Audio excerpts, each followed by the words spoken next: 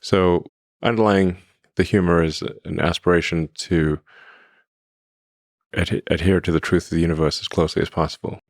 So that's why, there's always going to be some amount of error, but we want to aspire to be as truthful as possible about the answers with acknowledged error. So that there was always, you don't want to be confidently wrong. So you're not going to be right every time, but you want to minimize how often you're confidently wrong. If an AI cannot figure out new physics, it's clearly not equal to humans, let alone nor has surpassed humans, because humans have figured out new physics.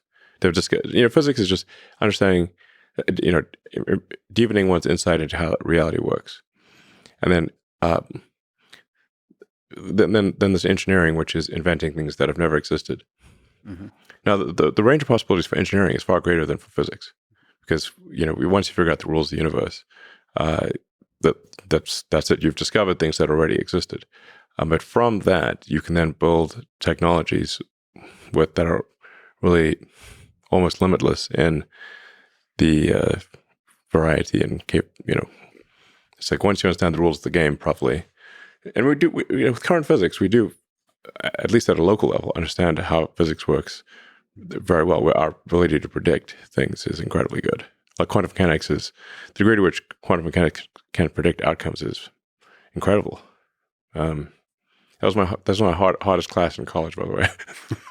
my senior quantum mechanics class was harder than all of my other classes put together. To get an AI system, a large language model, to reliably be as reliable as quantum mechanics and physics is very difficult.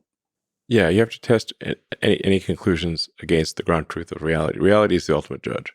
Like physics is the law, everything else is a recommendation. I've seen plenty of people break the laws made by man, but none break the laws made by physics. Yeah, it's a good test, actually. If this LLM understands and matches physics, then you can more reliably trust whatever it thinks about the current state of politics in some sense. And it's also not the case currently that even that its internal logic is not consistent.